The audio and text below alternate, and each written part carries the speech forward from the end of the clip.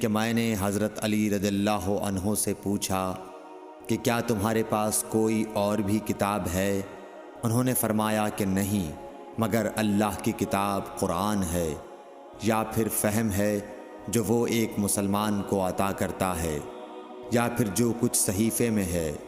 میں نے پوچھا اس صحیفے میں کیا ہے؟ انہوں نے فرمایا دیت اور قیدیوں کی رہائی کا بیان ہے، اور یہ حکم کہ مسلمان کافر کے بدلے قتل نہ کیا جائے۔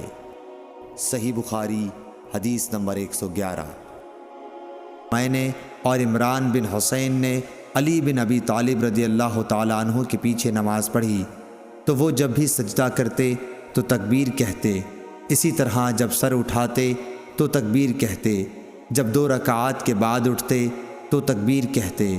جب نماز ختم ہوئی تو عمران بن حسین نے میرا ہاتھ پکڑ کر کہا کہ حضرت علی رضی اللہ تعالیٰ عنہ نے آج حضرت محمد صلی اللہ علیہ وسلم کی نماز یاد دلا دی، یا یہ کہا کہ اس شخص نے ہم کو حضرت صلی اللہ علیہ وسلم کی نماز کی طرح آج نماز پڑھائی۔ صحیح بخاری حدیث نمبر 786۔ کہ حضرت عثمان اور علی رضی اللہ عنہ کو میں نے دیکھا ہے، عثمان رضی اللہ عنہ حج اور عمرے کو ایک ساتھ ادا کرنے سے روکتے تھے، لیکن حضرت علی رضی اللہ عنہ نے اس کے باوجود دونوں کا ایک ساتھ احرام باندھا اور کہا لبیک بعمرہ و حجہ۔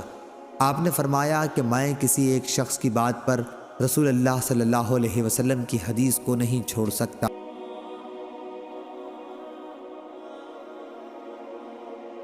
بن عبد الرحمن بن عوف نے خبر دی کہ حضرت ابو ہریرہ رضی اللہ تعالیٰ عنہ نے فرمایا کہ اس حج کے موقع پر مجھے حضرت ابو بکر نے یوم نحر ذی الحج کی 10ویں تاریخ میں اعلان کرنے والوں کے ساتھ بھیجا تاکہ ہم منی میں اس بات کا اعلان کر دیں کہ اس سال کے بعد کوئی مشرک حج نہیں کر سکتا اور کوئی شخص ننگے ہو کر بیت اللہ کا طواف نہیں کر سکتا۔ حمید بن عبد الرحمن نے کہا اس کے بعد رسول اللہ صلی اللہ علیہ وسلم نے حضرت علی رضی اللہ تعالی عنہ کو حضرت ابو بکر کے پیچھے بھیجا اور انہیں حکم دیا کہ وہ سورہ برت پڑھ کر سنا دیں اور اس کے مضامین کا عام اعلان کر دیں۔ ابو ہریرہ رضی اللہ تعالی عنہ فرماتے ہیں کہ حضرت علی رضی اللہ تعالی عنہ نے ہمارے ساتھ نہر کے دن منی میں 10ویں تاریخ کو یہ سنایا کہ آج کے بعد کوئی مشرک نہ حج کر سکے گا اور نہ بیت اللہ کا طواف کوئی شخص ننگے ہو کر کر سکے گا۔ صحیح بخاری حدیث نمبر 369۔ کریم صلی اللہ علیہ وسلم بیمار ہو گئے اور تکلیف زیادہ بڑھ گئی تو آپ نے اپنی بیویوں سے اس کی اجازت لی کہ بیماری کے دن میرے گھر میں گزاریں۔